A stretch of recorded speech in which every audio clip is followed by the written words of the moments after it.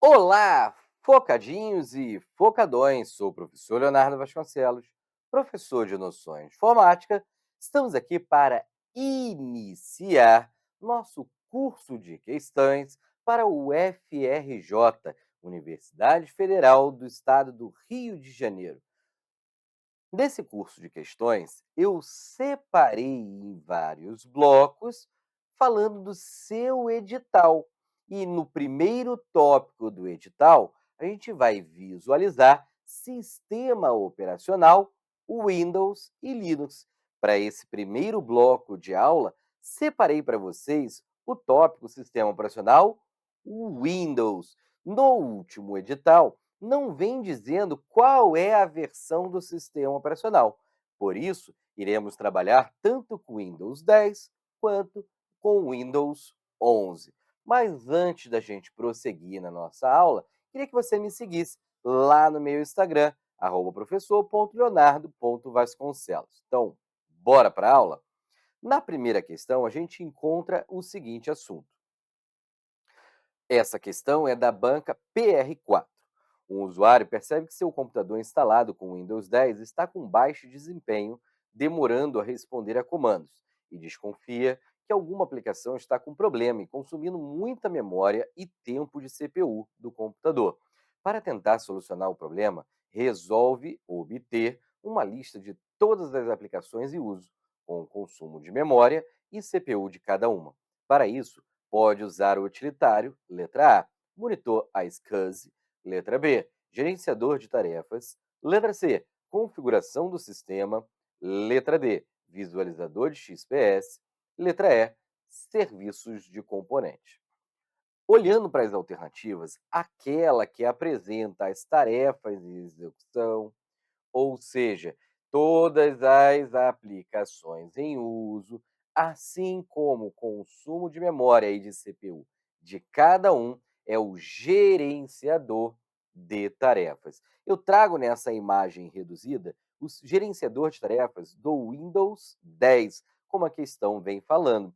Dentro do gerenciador de tarefas do Windows 10, você pode ver que eu posso ver os processos em execução, como todas as tarefas ou programas, aplicações que estão rodando aqui, meus aplicativos, além de processos que estão rodando em segundo plano. Além disso, é possível ver o desempenho da CPU, memória, disco, rede, a GPU, que é a placa gráfica, cada um dos processos. Eu vou abrir agora a do Windows 11.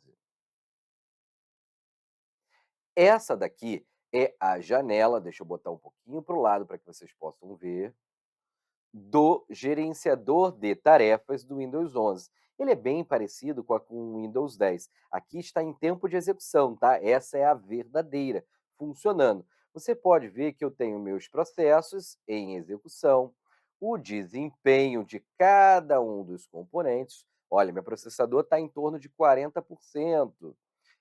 A histórico de programas em execução, aplicativos de inicialização, usuários conectados na minha máquina, detalhes de todos os serviços em execução ou suspensos e os serviços que rodam em background, em segundo plano.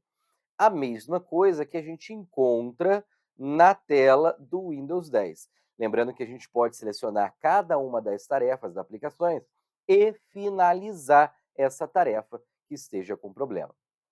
Vamos lá para a nossa próxima questão. Questão de número 2. Essa questão é da banca PR4 e ela diz o seguinte: para obter o endereço IP que seu computador instalado com o Windows 10 em português está utilizando, o usuário pode usar o comando letra A, ipconfig, letra B, iplist, letra C, config-ip, letra D, ipshow ou letra E, add-ip. No Windows 10, assim como no Windows 11, o comando para verificar os dispositivos de rede e seu endereço IP é o comando ipconfig. Eu tirei o print aqui da tela quando eu fiz o comando ipconfig na minha máquina com o Windows 10. Podemos ver que temos um adaptador de rede virtual, outro adaptador de rede para cabo par trançado, Ethernet, outro adaptador de rede para cabo par trançado, Ethernet. Esse estava com o IPv4 192.168.0.8 e a máscara de rede 255.255.255.0. Podemos ver que tem um adaptador de rede sem fio local 1, que não estava conectado, outro local 10 e o meu adaptador de rede Wi-Fi que estava conectado na hora que eu estava usando o meu computador era este último aqui.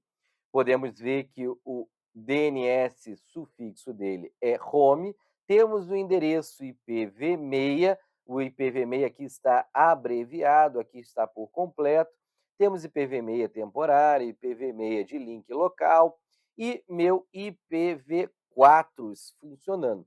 Qual a diferença do IPv6 para o IPv4, professor? O IPv4 é a versão 4, a mais antiga, que só tinha capacidade para mais ou menos 4 bilhões de IP. Hoje, o IPv6 dá para ter mais de 340 decilhões de endereço IP, capaz de ligar as coisas, os dispositivos de rede. E ainda temos a máscara de subrede, temos o gateway padrão, tanto no IPv4 quanto no IPv6. O mesmo aconteceria se eu estivesse usando o Windows 11, o Windows 7 mostraria essas configurações. Agora que a gente entendeu duas questões da banca PR4, vamos para a próxima questão, também da questão da banca PR4. No sistema operacional Windows 10, ao usar o programa Windows Explorer, é correto afirmar que, primeira coisa, o Windows Explorer hoje é chamado de explorador de arquivos do Windows ou simplesmente explorador de arquivos. Ele serve para gerenciar arquivos e pastas, copiar, mover, excluir, renomear, entre outras funções. Mas a pergunta não me diz ainda o que ela quer. Neste caso aqui, a gente tem que avaliar cada uma das afirmações e verificar qual que está correta.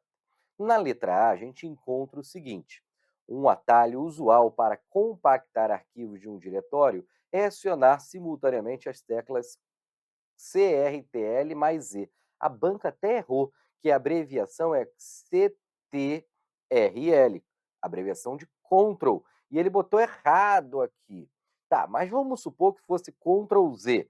Ctrl Z no sistema operacional Windows, qualquer versão, serve para desfazer a última ação feita. Letra B. Na barra de endereço do Windows Explorer é possível acessar qualquer computador de rede, bastando digitar apenas o seu endereço IP. Não é no barra de endereço do Windows Explorer para fazer isso. Na verdade, até permite, mas seria barra barra e o endereço IP, não somente o endereço IP. Há possibilidade também, caso haja um servidor de rede, pelo seu navegador, digitando o endereço correto IP da pasta compartilhada em rede. Essa alternativa também está incorreta. Letra C. Para selecionar um arquivo, clica-se sobre ele uma vez. Para abrir no editor correspondente, clica-se sobre ele duas vezes. Já para excluir, basta clicar 3 vezes.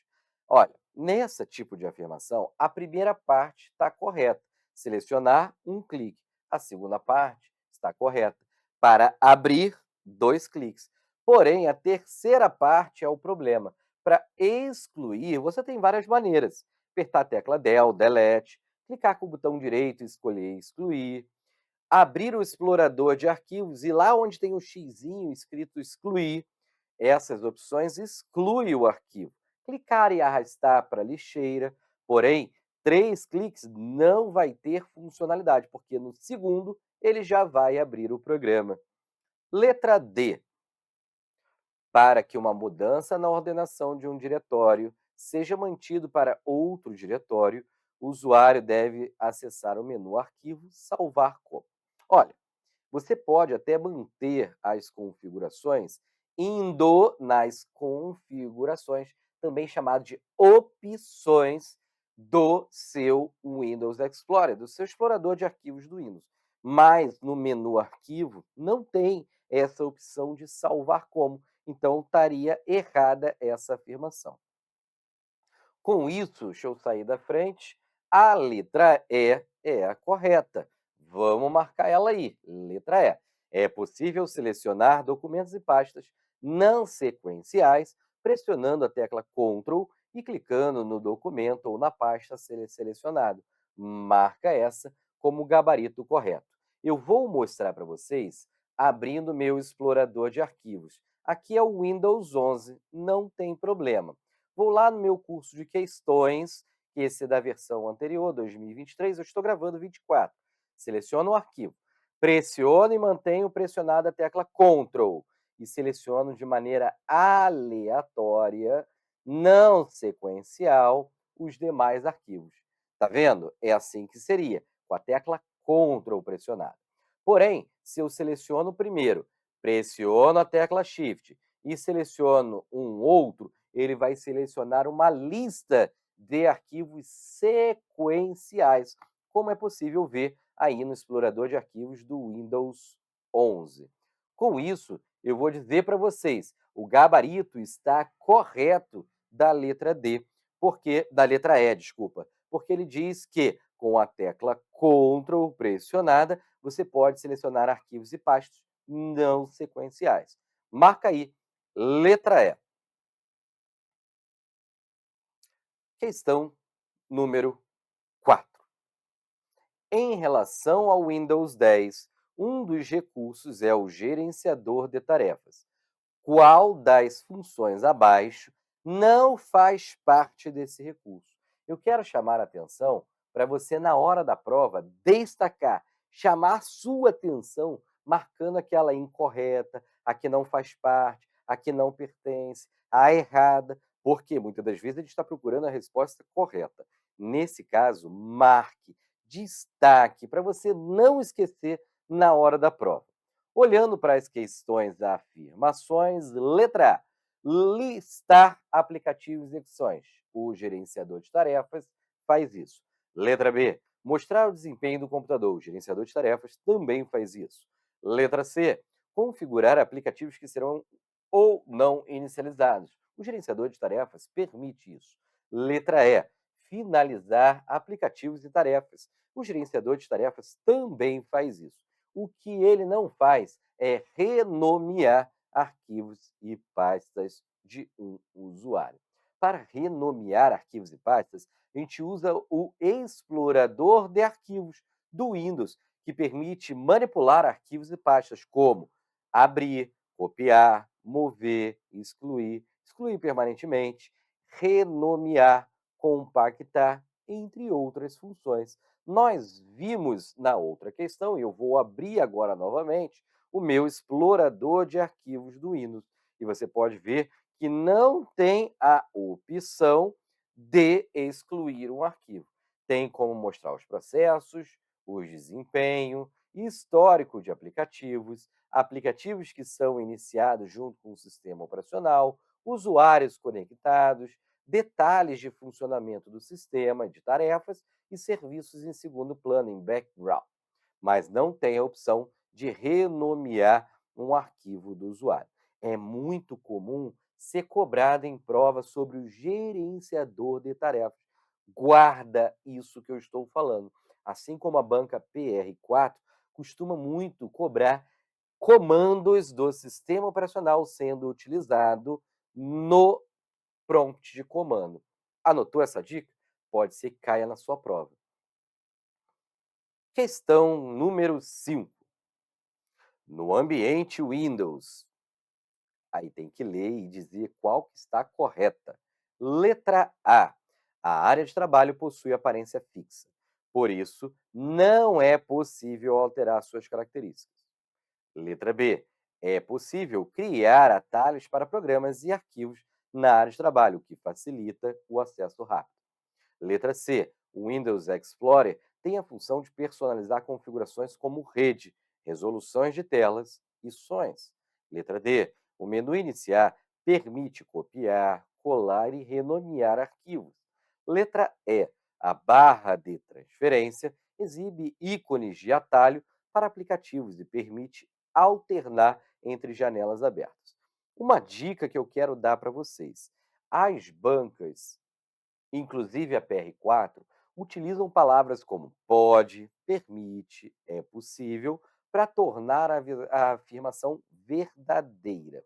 E palavras que restringe, falam mal ou ainda generalizam para afirmações falsas, incorretas.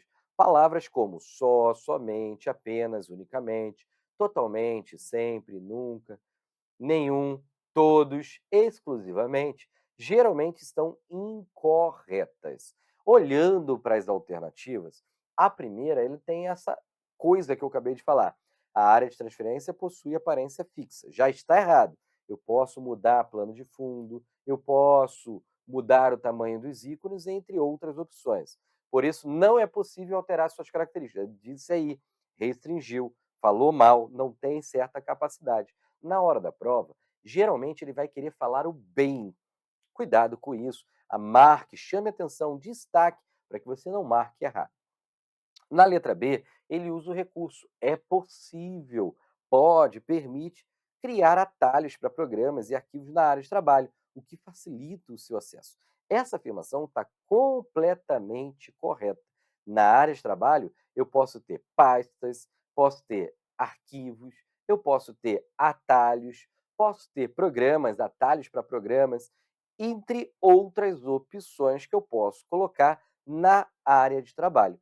E esses atalhos encurtam o caminho para abrir uma pasta, um arquivo, um programa, uma pasta compartilhada na rede e até acessar uma página de web ou enviar um e-mail. Então, essa resposta vai ser a correta.